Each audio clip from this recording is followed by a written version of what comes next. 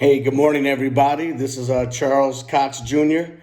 This is my first YouTube video. It was my goal to put together this fantastic piece, have it edited, have the sound perfectly, but the Spirit moved me to just start filming and go.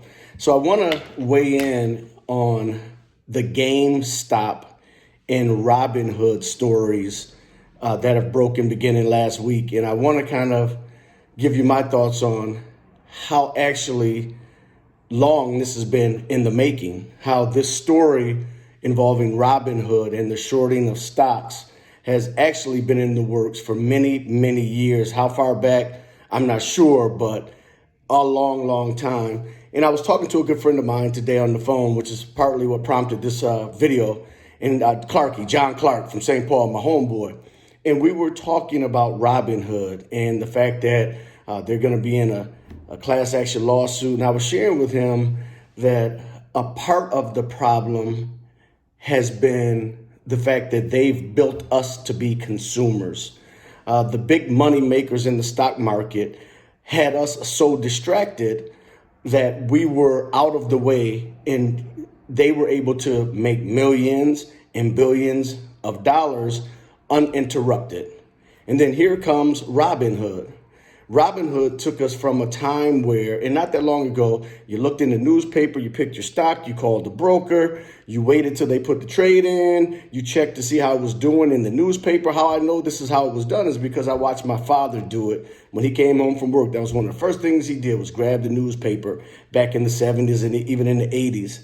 And again, that was a way that the trades were done. Well, Robinhood comes with this platform and they say, we want to make it possible for what I'm going to call the everyday guy, the jag, the just the guys and the just the gals to be able to jump in and be a part of the stock market.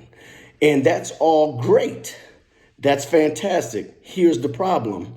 Most of us who use Robinhood and these free exchanges don't do the research. We're not educating ourselves.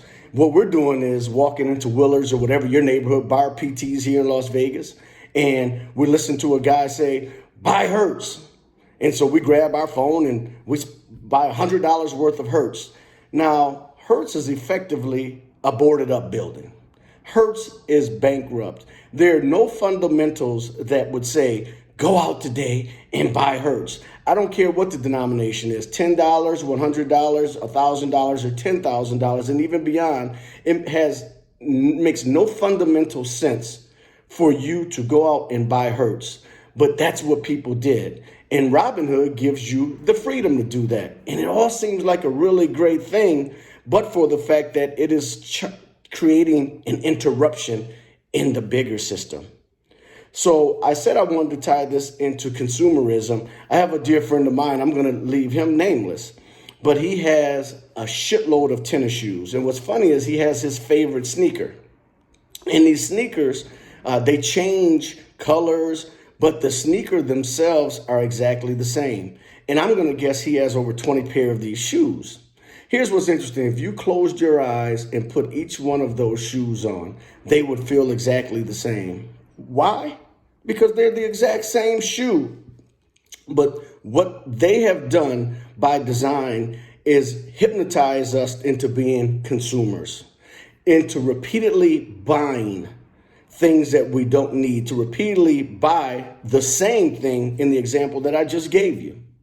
And that's the way to keep us out of the way. That's a way for them to keep us distracted while they're making big money. Now, the difference between the Robinhood trader and the big institutional traders is they're looking at data. They're not walking into a bar and listening to the drunk guy say, go buy Hertz. No. They're taking a more calculated approach. And that's why I would say to you, this problem will be fixed. There is way too much money being lost, too many people who are interfering, who are getting in the way of the big boys making their money. And again, so in a democracy, what do you have? Freedom, right? And so what America did a good job was saying, yes, there's all these freedoms, so we have to create distractions. In came the big marketing companies and advertising companies to make sure that you are busy spending and not busy educating yourselves. In today's culture, we have people who move culture. They say that's the saying, they move culture. And I know the name I'm going to use gets drug all the time. This last name is one that you hear all the time. But the Kardashians, no matter what, if they wear a Chanel bag, it prompts many people to say, I want to be like them. And they race out and do all they can to buy what? A Chanel bag. And that goes for Gucci and Louis and on and on and on, and all of these different things that consumerism has us hypnotized into thinking we should be spending our money on. You know what's funny about that is I doubt that the Kardashians or any of these people actually pay for their Chanel bags. It's my guess that Chanel says pick as many bags, shoes, coats that you so choose, because we know what, if you're seen wearing it, we'll get a bunch of other people who largely probably can't afford this luxury item to race out and figure out how to buy it. And therein lies the buildup I was trying to get to. This whole idea of consumerism and keeping us distracted has been in the works for many, many years. And so Clarky asked me, so is Robinhood a good thing or a bad thing? And I replied, it depends on who you ask. I view Robinhood as a good platform, as a great platform. Dibbling and dabbling in stocks is fascinating, and it's rewarding, and it could give you the generational wealth that so many of us lack. However, if we're not going to take the time to research, read, listen, and understand the fundamentals of the companies that we're investing in, I don't care if it's $10 or $10 million.